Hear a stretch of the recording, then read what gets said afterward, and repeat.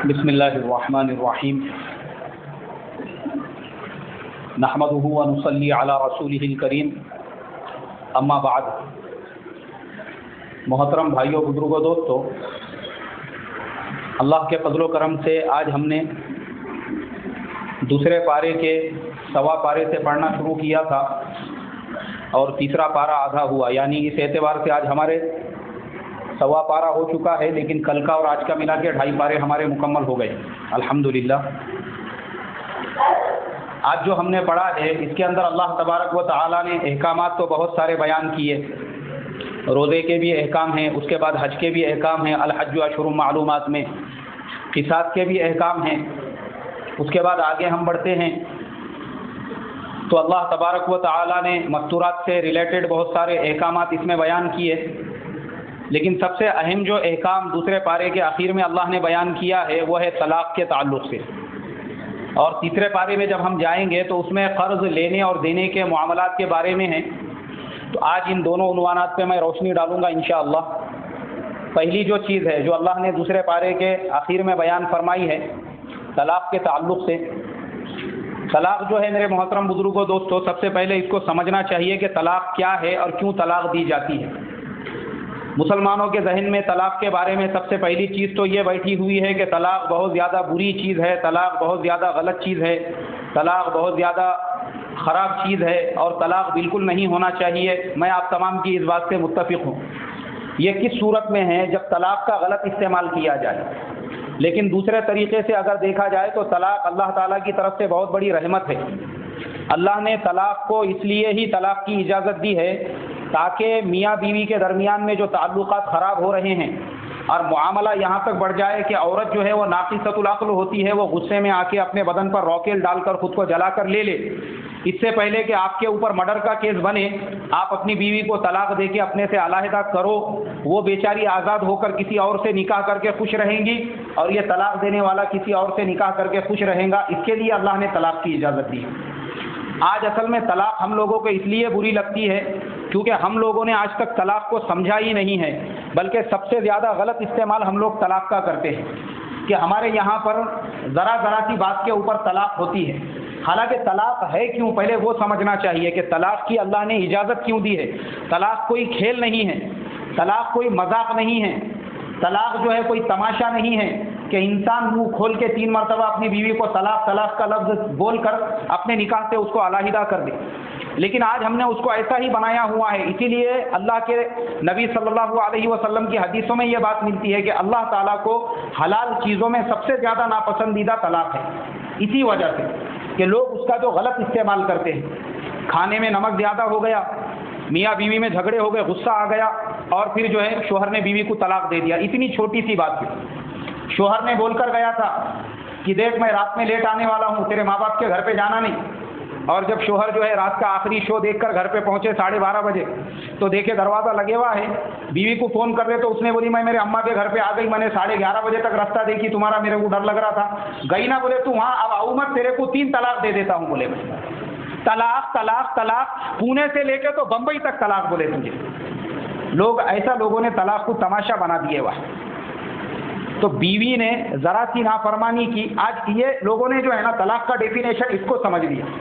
ذرا سی بات کے اوپر سے تھوڑی سی ناراضگی ہو گئی، تھوڑا سا مزاج بگڑ گیا تو میاں بیوی میں طلاق۔ ایک میاں بیوی میں 21 سال تک میاں بیوی ساتھ میں رہے۔ کتنے سال تک ساتھ میں رہے؟ 21 سال تک، اور دونوں ہائر ایجوکیٹڈ تھے۔ شوہر جو تھا وہ بھی میڈیکل کے اندر PhD تھا اور بیوی جو تھی وہ بھی ماسٹر تھی، ماسٹر آف میڈیسن۔ دونوں اتنے ہائر ایجوکیٹڈ تھے۔ لیکن ایک مرتبہ ایسا ہوا کہ شوہر باتھ روم میں گئے، انہوں نے برش کیا، ٹوتھ برش، اور برش کرنے کے بعد میں اس کو لا کر جو برش رکھنے کی جگہ ہوتی ہے وہاں رکھنے کی بجائے اس کو باتھ روم میں بھول کے آ گئے۔ اب اس کے بعد بیوی گئی باتھ روم کے اندر، اس نے دیکھی کہ شوہر کا برش وہیں پہ رکھا ہوا ہے۔ اس نے باہر نکل کے شوہر کو چلانا شروع کر دی کہ تم جاہل ہو، ان پڑھ ہو، کہاں سے تم نے PhD کی ہے، تمہارے اندر تو سب جنگلی پنا بھرا ہوا ہے، تم کو اتنا بھی تمہارے اندر مینرز نہیں ہے، تمہارے اندر اتنی بھی سمجھ نہیں ہے، تمہارے اندر اتنی بھی میچورٹی نہیں ہے کہ برش ہونے کے بعد اس کو اٹھا کے وہاں پہ رکھنا چاہیے، اور تم نے برش کو وہیں پہ چھوڑ دیا۔ اب دونوں میاں بیوی میں جھگڑے ہونے لگے اتنی سی بات کو لے کر۔ اب عورتیں جو ہے وہ ناقصۃ العقل ہوتی ہے، اسی لیے اللہ تعالیٰ نے مرد کو طلاق کا حق دیا ہے، عورت کو نہیں دیا ہے۔ کسی نے پوچھا کیوں؟ بولے اگر عورت کو اللہ طلاق کا حق دیتے تھے تو ہر آدمی کی 5 بار طلاق ہو جاتی تھی ابھی تک، اس لیے اللہ نے عورتوں کو اجازت نہیں دی۔ تو وہ جو عورت تھی غصے میں آ گئی، وہ کہنے لگی میں تمہارے ساتھ میں نہیں رہ سکتی، مجھے ابھی اسی وقت میں طلاق چاہیے، بس مجھے ابھی اسی وقت میں طلاق دے کر آزاد کرو، میں تمہارے جیسے جنگلی اور جاہل کے ساتھ میں زندگی نہیں گزار سکتی۔ تم نے پی ایچ ڈی کی ہوئی ہے، کہاں پہ پی ایچ ڈی کی ہوئی ہے؟ تمہارے اندر اتنی سمجھ نہیں۔ اب وہ 21 سال سے میاں بیوی ساتھ میں تھے، 21 سال کی شادی شدہ زندگی، دونوں کے بچے بالغ ہو چکے تھے، اس کے بعد پھر یہ معاملہ پیدا ہوا کہ مجبوراً شوہر کو اس کو طلاق دینا پڑا اور دونوں الگ ہو گئے۔ تو طلاق کا اتنا غلط استعمال کرنے والے جو ہے اتنا غلط استعمال بھی کر رہے ہیں کہ ذرا سی بات پر سے طلاق۔ حالانکہ طلاق کیوں ہے اس کی وجہ میں آپ کو بتاتا ہوں۔ اگر میاں بیوی میں مس میچ ہو جائے، مس میچ کسے کہیں گے؟ مس میچ اسے کہیں گے کہ لڑکے کو شادی کے بعد میں لڑکی پسند نہیں آ رہی ہے، یا لڑکی کو لڑکا پسند نہیں آ رہا ہے، دونوں میں آپس میں مس میچ ہو گیا، یا لڑکی کی تھنکنگ الگ ہے، لڑکے کی سوچ الگ ہے، اب دونوں میں ذرا سی بات پر سے جھگڑے ہو رہے ہیں، گھر جہنم بنا ہوا ہے، اور ان کی وجہ سے دوسرے جو گھر کے اندر جو دوسرے رشتہ دار رہتے ہیں، بھائی ہے اور ان کی فیملیز ہے، سب لوگ ڈسٹرب ہو رہے ہیں صبح سے لے کے شام تک ان کے جھگڑوں کی وجہ سے۔ اب اس میں غصہ ہو رہا ہے، بات مارنے جھگڑنے تک آگے بڑھ رہی ہے، اور یہ بات جب سمجھ میں آ گئی کہ یہ جو لڑکا لڑکی ہے اب ان کی زندگی ساتھ میں گزرنا بہت مشکل ہے، ان کی زندگی جہنم بنی ہوئی ہے، اس لیے کہ نکاح کا مقصد کیا ہے؟ نکاح کا مقصد یہ ہے کہ میاں بیوی میں اٹوٹ محبت ہونا چاہیے۔ کیا ہونا چاہیے بولو بھائی؟ مودۃ و رحمہ، قرآن کے اندر اللہ تبارک و تعالیٰ نے فرمایا کہ نکاح کا مقصد یہ ہے میاں بیوی میں اٹوٹ محبت ہونا چاہیے۔ لیکن اگر ان میں محبت نہیں ہے اور آپس میں جھگڑے ہو رہے ہیں بات پہ سے، اور گھر جہنم بنا ہوا ہے، اور بیوی جو ہے وہ بات پہ دھونس دے رہی ہے کہ میں ایسا کر لوں گی ویسا کر لوں گی، تمہارے پورے خاندان کو اندر ڈال دوں گی، اور یہ کر دوں گی اور وہ کر دوں گی، اور ایسا ہوتا بھی ہے کہ عورتیں ناقصۃ العقل ہوتی ہے، تھوڑی سی بات کے اوپر ان کے لیے ایک دم معمولی چیز ہوتا ہے اپنے آپ کو مار دینا، یا جو ہے اپنے کیا بولیں گے اس کو سوسائڈ کر لینا، یا بدن پہ راکٹ ڈال کر خود کو جلا کے لے لینا۔ یہ نوبت پہنچنے سے پہلے شریعت کہتی ہے کہ اب ان کا مس میچ جب ہو چکا ہے تو دونوں کے خاندانوں کو بٹھا کر سمجھایا جائے اور دونوں طلاق لے کر علیحدہ ہو جائے، اس کے بعد لڑکا اپنے مرضی سے شادی کرے اور لڑکی اپنے مرضی سے کوئی شادی کرے عدت گزارنے کے بعد۔ یہ ہماری شریعت کہتی ہے۔ شریعت یہ نہیں کہتی ہے کہ جھگڑے ہو رہے پھر بھی ساتھ میں رہو، شریعت یہ نہیں۔ طلاق اسی لیے طلاق کی اجازت دی گئی ہے، ورنہ آج مس میچ بھی کیوں ہوتا ہے اس کی بھی میں وجہ بتاتا ہوں کہ شادی اور نکاح کے ٹائم پر ہمارے جو ایکسپیکٹیشن ہوتے ہیں، ہماری جو امیدیں ہوتی ہے وہ بہت زیادہ ہوتی ہے۔ ہمارے بیٹے نے اگر 10ویں بھی پاس کر لیا تو ہم کو لگتا ہے وہ MBBS ڈاکٹر کے برابر ہو گیا، انجینئر سے کم لڑکی اب اس کو ملنا نہیں چاہیے، کم سے کم گریجویٹ نہیں تو D.Ed نہیں تو B.Ed ہونا ہی چاہیے، دودھ دینے والی بھینس۔ کہ اپن نے کچھ بھی نہیں کرے آگے چل کے تو کم سے کم کمائی کا ایک ذریعہ اپنے کو ہونا چاہیے، ایسی تھنکنگ بنی ہوئی۔ اب جو لڑکی ہے جو گریجویٹ ہے جو D.Ed ہے یا B.Ed ہے اس کی بھی تو سوچ ایسی ہی ہے کہ جس سے میں شادی کروں نہیں وہ میرے لیول کا تو کم سے کم وہ گریجویٹ تو ہونا چاہیے، اس کی بھی تھنکنگ ایسی ہوتی ہے۔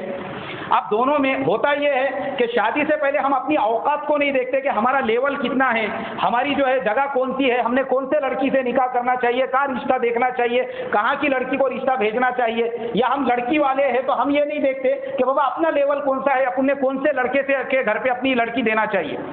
مس میچ ایسے ہوتا ہے کہ ہوتا ہے ایکسپیکٹیشن زیادہ ہوتے ہیں۔ اب ہم رہتے ہیں چھوٹے، ہم بہو کر کے لے کر آ جاتے ہمارے سے اونچے لیول کی، اب اس کو ہمارے گھر کی کوئی چیز پسند نہیں آتی، ہمارے اماں توس کا پوڑا اٹھا کے اوپر رکھ رہے اس کو اچھا نہیں دکھ رہا ہے، ہمارے وہاں کے نوکرانیاں لے کے جاتے بولے بچے ہوئے توس، تو تمہارے یہاں تو توس بھی اٹھا کے رکھتے کیا بولے تم، اب اپنے یہاں پہ آدھا کٹورا سالن بچ گیا اس کو بھی فریزر میں اٹھا کے رکھ رہے کل گرم کر کے کھائیں گے بولے، ارے نہیں ایسے کیسے لوگ ہیں، ایسی کیسی فیملی میں میرے ماں باپ نے مجھے دے دیے، چلا سالن بچے ہوا وہ بھی اٹھا کے رکھ رہے حفاظت سے، قربانی کا گوشت آیا یا کسی اور جگہ سے کوئی چیز آئی ہوئی ہے 4-4 مہینے اس کو استعمال کر رہے فریجوں میں بھر کے، ارے بولے ہمارے گھر میں صبح قربانی ہوئی تو اثر تک گوشت کی بوٹی دکھتی نہیں گھر میں، سب غریبوں میں تقسیم کر دیتے۔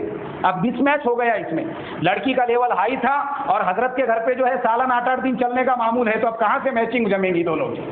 اس نے پھر اپنے ماں باپ سے شکایت کی کہ یہ گھر میں میرا جمنے والا نہیں ہے، کیونکہ ان لوگوں کی تھنکنگ یہ ایک دم لوور تھنکنگ لوگ ہیں، یا دونوں کا تعلیمی لیول کم ہو گیا۔ اب اس کے بعد آپس میں جھگڑے ہو رہے ہیں، آپس میں لڑائیاں ہو رہی ہے، آپس میں جم نہیں رہی ہے، اور ان بات کو لے کر مس میچ ہوتا ہے۔ تو شریعت یہ کہتی ہے کہ جب آدمی نکاح کرے تو نکاح کے وقت میں سب سے پہلے دینداری دیکھے۔ کیا دیکھے گا بھائی؟ ہاں، لیول نہیں دیکھنے کا، اور میچنگ بھی دیکھنا ضروری ہے، جسے کفو کہتے ہیں کہ لڑکا جتنا تعلیم یافتہ ہے کم سے کم لڑکی بھی اس کے حساب کی تعلیم یافتہ ہو، یا دونوں کی میچورٹی دونوں کی جو ایک دوسرے سے ملنا چاہیے۔ اور لڑکے کو نکاح سے پہلے ایک مرتبہ لڑکی بتانا ضروری ہے۔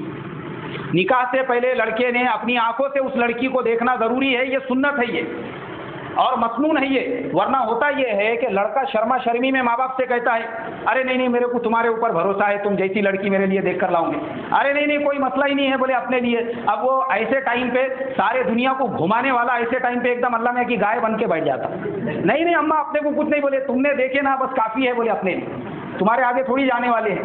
مگر جب نکاح ہو جاتا، نکاح ہونے کے بعد پھر جھگڑے شروع ہوتے، پھر وہ ماں باپ کو بولتا ارے یار مجھے جیسی لڑکی ہونا تھا تم نے لائی نہیں، بولے ویسی میرے کو پسند نہیں آ رہی وہ۔ اب مس میچ ہو گیا یہاں پر، اور مس میچ ہونے کی وجہ سے کیا ہو گیا، آپس میں دونوں کی جم نہیں رہی ہے، آپس میں لڑائیاں ہو رہی ہے۔ تو شریعت یہ کہتی ہے کہ جس لڑکے کو جس لڑکی سے نکاح کرنا ہے کم سے کم اس نے ایک مرتبہ اس کو دیکھنا چاہیے۔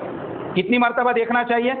ایک مرتبہ دیکھ لے، تاکہ نکاح کے بعد میں کچھ مسئلہ ہو ماں باپ یہ کہہ سکے کہ بابا ہم نے تو تجھے لڑکی کیا کی تھی، بتا دی تھی، دکھا دی تھی۔ اور یہ مسنون ہے، شریعت کے خلاف نہیں ہے، کیونکہ اس کو پوری زندگی اس لڑکی کے ساتھ گزارنا ہے۔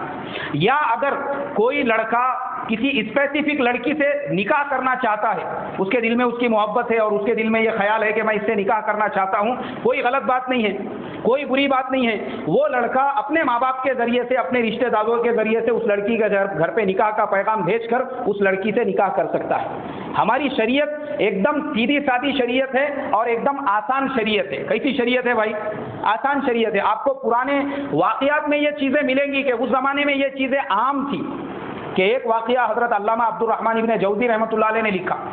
ایک لڑکی بہت خوبصورت تھی اور اس کے والد صاحب نے اعلان کیا، بولے میں اپنے لڑکی کا نکاح کرنا چاہتا ہوں۔ تو اس لڑکی سے نکاح کرنے کے لیے کچھ لوگوں نے بات کی، ان سے کہا کہ ہم اس سے نکاح کرنا چاہتے ہیں۔ اب جو ایک صاحب جو تھے وہ کنوارے تھے، ان کا ابھی تک نکاح نہیں ہوا تھا، انہوں نے بھی پرپوزل رکھا، بولے میں اس لڑکی سے آپ کے نکاح کرنا چاہتا ہوں۔ اور ایک صاحب ایسے تھے ان کو دوسرا نکاح کرنے کا تھا، انہوں نے بھی لڑکی کے باپ کے سامنے پرپوزل رکھے، لیکن تھوڑے عمر رسیدہ تھے، تھوڑی ان کی داڑھی وغیرہ تھوڑی سفید ہو چکی تھی، اور حضرت تھوڑے عمر رسیدہ تھے۔ انہوں نے کہا کہ میں بھی نکاح کرنا چاہتا ہوں۔ اب وہ والد صاحب نے اپنے بیٹی سے جا کر کہا، بولے دیکھو ویٹنگ لسٹ میں 2 لوگ ہیں، دونوں میں سے جس کو تم کو سلیکٹ کرنا ہے تم کر سکتی ہو، ٹائم بولو، وقت بولو، میں ان دونوں کو لے کر آ جاتا ہوں۔ اب وہ لڑکی بھی ہوشیار تھی، عقل مند تھی، اس نے کہا میں پہلے دونوں کا انٹرویو لوں گی اور جو انٹرویو میں کامیاب ہوں گا اس سے میں نکاح کروں گی۔ اب دونوں آ کر بیٹھے، بیٹھنے کے بعد میں وہ لڑکی پردے میں آ کر بیٹھی۔ پہلے جو کنوارا نوجوان تھا وہ بڑا کروڑ پتی آدمی تھا، مالدار تھا۔ لڑکی نے اس سے کہا کہ مجھے صرف ایک بات بولو، تمہارے کاروبار کے لائن سے اور حساب کتاب کے لائن سے تم کیسے ہو؟ تو وہ نوجوان کہنے لگا کہ کنوارا، بولے دیکھو میں کاروباری لائن سے ایک دم پرفیکٹ اور ایکسپرٹ آدمی ہوں، حساب کتاب کے معاملے میں 1 روپیے کی بھی میں بھول چوک نہیں کر سکتا ہوں، اتنا ماہر ہوں میں حساب کتاب کے معاملے میں کہ 1 روپیہ کہاں جا رہا اور 1 روپیہ کہاں سے آ رہا، ہر چیز کا میں پورا پرفیکٹ حساب رکھتا ہوں، میں ایک چیز بھی ادھر کی ادھر نہیں ہونے دیتا۔ بولے ٹھیک ہے آ جاؤ۔ دوسرے جو تھے امیدوار ان کو بٹھایا گیا، وہ آنے کے بعد میں اس لڑکی نے ان سے بھی وہی سوال کیا، بولے تمہارا حساب کتاب کے معاملے میں کیا حال ہے؟ اب یہ جو دوسرے امیدوار تھے یہ سیکنڈ مطلب پیچھے بیٹھے ہوئے تھے۔ اب وہ جو نوجوان تھا وہ تو ایک دم ہٹا کٹا تھا، دیکھنے میں خوبصورت تھا، وہ سوچنے لگے کہ ارے اس کے مقابلے میں تو کیا میں فیل ہونے والا ہوں، میرا تو کوئی نمبر لگنے والا ہی نہیں ہے بولے یہاں پہ۔ لیکن نوجوان نے جب یہ کہا کہ میں حساب کتاب میں ایک دم پرفیکٹ ہوں تو یہ حضرت کو ایک پوائنٹ مل گیا۔ یہ جب آئے انٹرویو کے لیے تو لڑکی نے اندر سے سوال کی کہ آپ حساب کتاب میں کیسے ہیں؟ ارے بولے یہاں کس کو حساب کتاب آتا؟ بولے میں آتا ہوں دکان پہ سے غلہ لا کے کوپچے میں پھینک دیتا ہوں، بولے گھر کے کتنے آئے تھے کتنے گئے تھے میرے کو کچھ پڑے بھی نہیں رہتی، بولے اس کی کیا پروفٹ آج کا ہوا اور کیا ہوا، کچھ میرے کو حساب کتاب کچھ سمجھتا نہیں، بولے اور میرے کو تو یاد بھی نہیں رہتا، بولے کتنے لوگوں نے میرے سے ادھار لیا اور کتنوں کا آنے کا ہے اور کتنوں کو دینے کا ہے۔ تو لڑکی نے والد صاحب سے بولی یہ جو دوسرے نمبر والے بزرگ ہیں ان کو میں نے سلیکٹ کیا، میں ان سے نکاح کرنا چاہتی ہوں۔ والد صاحب نے بولے کیوں؟ بولے پہلے والا جو ہے وہ اتی شانہ ہے، 1 روپیے کا حساب رکھتا، میرا جینا مشکل کر دیں گا، بولے اس سے 100 روپیے بھی مانگے تو ایک چیز کا حساب لیں گا، 5 کی کوتمیر رہی، 15 کے ٹماٹے آئے، 20 کی پیاز رہی، باقی کے پیسے کہاں گئے؟ 1 روپیے کا حساب لیں گا بولے یہ۔ اب یہ بعد والا جو ہے اس کے پاس حساب کا کوئی معاملہ ہی نہیں ہے، پورا غلہ میرے ہاتھ میں رہے گا، جتنا چاہے میں خرچہ کر سکوں گی، میرے کو اس سے نکاح کرنے کا ہے۔ تو نکاح کا جو معاملہ ہے ہمارے آج کے زمانے میں ہم نے اس کو مشکل بنایا، ہم نے کیا سمجھے یہ کوئی بہت بڑی ڈیفیکلٹ چیز ہے، حالانکہ یہ ایک دم سیدھا سادہ اور آسان معاملہ ہے۔ تو طلاق جو ہوتی ہے میرے محترم بزرگوں، میں اس کے بارے میں بتا رہا تھا کہ طلاق کا سب سے بڑا ریزن یہی ہوتا ہے مس میچنگ کی وجہ سے۔ تو شریعت نے اس لیے طلاق کی اجازت دی ہے، جب نہیں جم رہی ہے آپ زبردستی مت رہو، ورنہ آج ہمارے اس ملک میں میاں بیوی کے جھگڑوں کے جو کیسز ہے ہر سال انڈین کورٹوں میں 2 لاکھ کیسز لکھے جاتے ہیں۔ کتنے کیے جاتے ہیں؟ 2 لاکھ کیسز فائل کیے جاتے ہیں 498A کے 2 لاکھ کیسز، اور صرف میاں بیوی میں جھگڑوں کی وجہ سے ہر سال اس ملک ہندوستان میں 64,000 مرد خودکشی کرتے ہیں۔ کتنے مرد خودکشی کرتے ہیں؟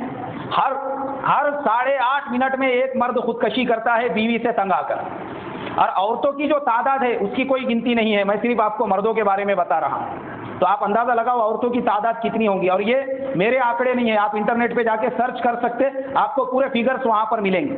ہر 8.5 منٹ میں ایک مرد اپنی فیملی لائف سے تنگ آ کر اس ملک ہندوستان میں خودکشی کر رہا ہے، اور گورنمنٹ کا جو ادارہ ہے جہاں پہ فیملی ریلیٹڈ جو مسائل کو وہ حل کرتے ہیں، روزانہ 5,000 کال وہاں پر جاتی ہیں۔ کتنی کال جاتی ہے روزانہ؟ 5,000 کال، جو لوگ اپنے فیملی لائف سے سنتشٹ نہیں ہیں، مطمئن نہیں ہیں، وہ لوگ وہاں پر فون کرتے ہیں۔ یا پھر جو لوگ ساتھ میں رہتے بھی ہیں، اپنی زندگی کو جہنم بنا کر پھر روزانہ میاں بیوی میں جھگڑے ہوتے ہیں، پھر مرد بیوی کے اوپر ظلم کرتا ہے، اس کو بیچاری کو چپل سے جوتوں سے مارتا ہے، یہاں تک کہ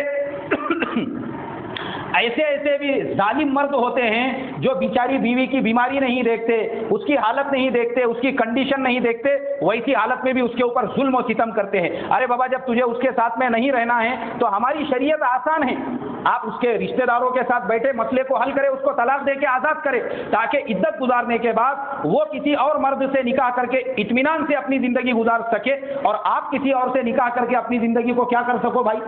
اطمینان سے گزار سکو۔ اس لیے ہمارے شریعت نے طلاق کی اجازت دی ہے، لیکن اس کا غلط استعمال نہیں ہونا چاہیے۔ جیسا میں نے ابھی آپ کو بتایا کہ سالن میں نمک زیادہ ہوا تو طلاق دے رہے، بیوی کو دھونس دے رہے، بیچاری کو ڈرا رہے، ایسا نہیں ہونا چاہیے، بلکہ حتی الامکان کوشش یہ کرے عورت کے ساتھ نرمی کا معاملہ کرنے کی۔ کائی کی کوشش کریں گے بھائی؟ ہاں، نرمی کا۔ سوچو، ایک عورت ہمارے گھر پر جب آئی ہے، وہ اپنے ماں باپ کو چھوڑ کر آئی، اپنے رشتہ داروں کو چھوڑ کر آئی، اپنے خاندان کو چھوڑ کر آئی، اپنی ساری ارمان، سارے خواہشات چھوڑ کے وہ ہمارے گھر پہ امانت ہے۔ کل قیامت کے دن اللہ تبارک و تعالی اس عورت کے بارے میں ہم سے سوال کریں گے۔ کیا کریں گے؟ ہم سے سوال کریں گے۔ وہ کسی کی بہن ہے، بیٹی ہے جو ہمارے گھر میں، تھوڑا برداشت کرنے کا۔ دیکھو ہمارے بزرگوں نے، صحابہ نے، نبیوں نے عورتوں کو کیسے برداشت کیا۔ ہمارے حضور صلی اللہ علیہ وسلم، ایک صحابی نے دروازہ کھٹکھٹایا، آپ نے جب دروازہ کھولا آپ کے دونوں ہاتھوں کو آٹا لگا ہوا تھا۔ کیا لگا ہوا تھا؟ آٹا لگا ہوا تھا۔ بولے حضور آپ آٹا گون رہے ہیں؟ ہاں۔ بولے میری بیوی عائشہ وہ بہت چھوٹی ہے، اس کو آٹا گننا نہیں آتا، تو میں اس کو آٹا گن کے دے رہا ہوں۔ ہمارے اتنوں میں سے بتاؤ آج تک کس نے اپنے بیوی کو آٹا گن کے دیا؟ چلو بولو۔ جس نے بولا اس کو میری طرف سے ببو بھائی کی ہوٹل میں چائے ابھی بیان کے بعد۔ ہے کوئی آٹا گننے والا؟ نہیں، کوئی بھی نہیں ہے۔ ہم نے تو کبھی گھر میں جھاڑو مارنا بھی ہم اپنی شان کے خلاف سمجھتے ہیں، حالانکہ حضور جب اپنے گھر میں داخل ہوتے تھے مسکراتے ہوئے داخل ہوتے تھے، اور سب سے پہلے سلام کیا کرتے تھے۔ کیا کیا کرتے تھے؟ سلام۔ ایک مرتبہ ہم لوگ جماعت میں چل رہے تھے، میں نے تعلیم کے درمیان میں ایسی بولا، میں بولا دیکھو بھائی، گھر میں جب بھی داخل ہو سلام کرتے جانے کا۔ ہمارے ساتھ گاؤں کے ایک چودھری صاحب بھی تھے، کیا باتیں کر رہے؟ بولے مولانا بیوی کو کہیں سلام کرتے رہتے کیا؟ بولے کیسا؟ بولے میں اگر سلام کروں گا میری کچھ عزت رہیں گی کیا؟ بولے اس کے سامنے میں کیسا سلام کروں گا؟ بولے سلام اس پہ کرنا چاہیے۔ میں بولا دیکھو یہ غیروں کی سوچ ہے۔ کس کی سوچ ہے؟ یہ غیروں کی سوچ بنی ہوئی ہے کہ عورت مرد سے چھوٹی ہے، اس کو دبایا جائے، اس پہ ظلم کیا جائے۔ اسلام کی سوچ یہ نہیں ہے۔ ہمارے حضور جب بھی گھر میں داخل ہوتے تھے تو سب کو کیا کیا کرتے تھے؟ سلام کیا کرتے۔ یہ سنت ہے ہمارے نبی کی، کریں گے بھائی انشاءاللہ۔ اللہ مجھے آپ کو عمل کی توفیق عطا فرمائے۔ سبحان اللہ و بحمدہ، سبحانک اللہم و بحمدک، اشہد ان لا الہ الا انت، نستغفرک و نتوب